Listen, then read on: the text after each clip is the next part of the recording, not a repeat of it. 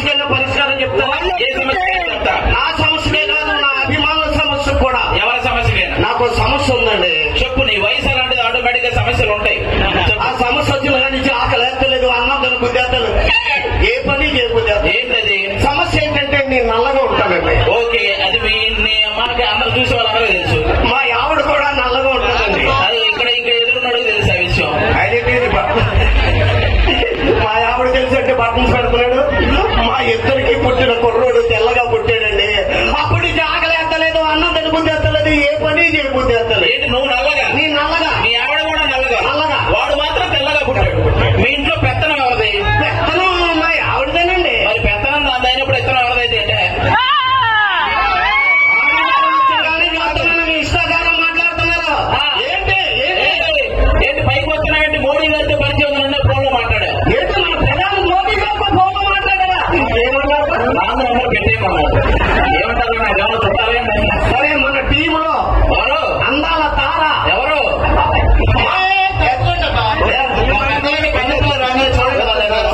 కన్నపిల్ల. ఉన్న పిల్లలు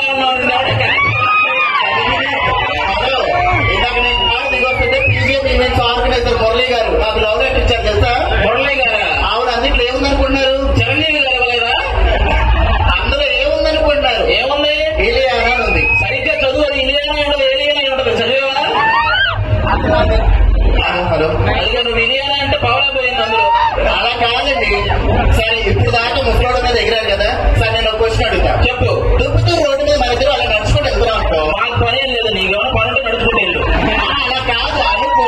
ఓకే. ఒక ధనం ఉన్న మూట, ఒక జ్ఞానం ఉన్న మూట ఉందనుకో, మీరేం తీసుకుంటారు? మా మగాళ్ళు అయితే డబ్బున్న మూట తీసుకుంటాం ఆటోమేటిక్ గా. అదే మా ఆడవాళ్ళు అయితే జ్ఞానం ఉన్న మూట తీసుకుంటారు. అవును, ఎవరికి ఏం లేదు అదే తీసుకోవాలి. అందులో తప్పేముంది? సార్, ఇంకో క్వశ్చన్. ఏమైంది ఫైర్ స్టేషన్ ఎప్పుడు మగవాళ్ళే పనిచేస్తారు, ఆడవాళ్ళు ఎందుకు పనిచేయరు? ఫైర్ స్టేషన్ లో ఆడాలి ఎందుకు పనిచేయాలంటే మీ ఆడాలకి నిప్పు పెట్టడమే కానీ ఆర్పడం రాదు కదా, అందుకు. అయ్యో బాబోయ్, డైలాగ్ కింగు. ఎవరు డైలాగ్ చెప్తారా? మామూలుగా చెప్పడండి డైలాగ్. డైలాగ్ చెప్తే ఏం లేదు. ఇక్కడ ఇద్దరు చిన్నపిల్లలు ఉన్నారు చూడండి, అవునవును. వాళ్ళు చప్పట్లు కొడితే చాలు. ఇద్దరు మొత్తం అందరూ కొడతారు డైలాగ్ చెప్తే. అవునా? చెప్పు. డైలాగ్ చెప్పగానే కొట్టండి. రెడీ కొనండి. బాగున్నా బాగున్నా కొట్టండి. కొట్టండి. అంటే కాదు, ఆగండి. ఆగండి, అప్పుడే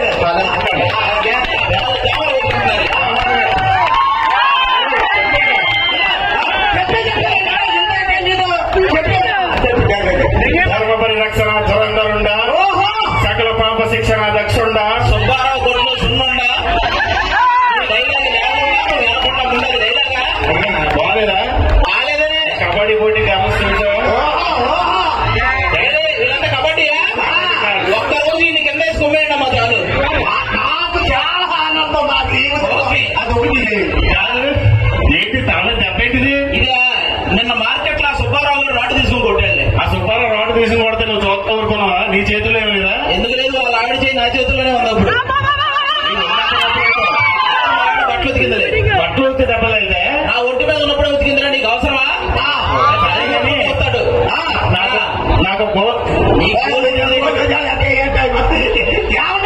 మా ఆవిడకి 9 నెలలు నిండిపోయినాయండి. ఏది నీ వల్ల?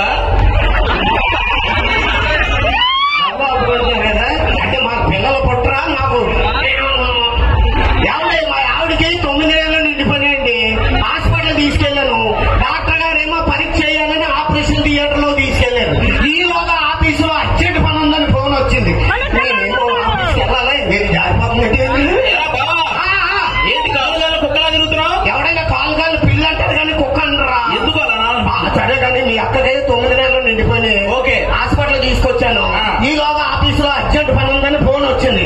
నేను ఆఫీస్కి వెళ్ళిపోతాను. మొక్కరోడు పుట్టగానే బావా మొక్కరోడు పుట్టాడని ఫోన్ చేయి. ఏమని చెప్తా? మొక్కరోడు పుట్టాడని చెప్తా. మైకెందు కొట్టేస్తాను. ఏమైందిరా? ఒక అందగాడు పుడితే హాస్పిటల్లో ఉన్న వాళ్ళంతా దిష్టి పెట్టరా? మరేం చేద్దాం? ఏదైనా కోడ్ పెట్టుకోవాలి. ఏంటది? ఓ పని చేయి, బావా గడియారం వచ్చిందా అంటాను.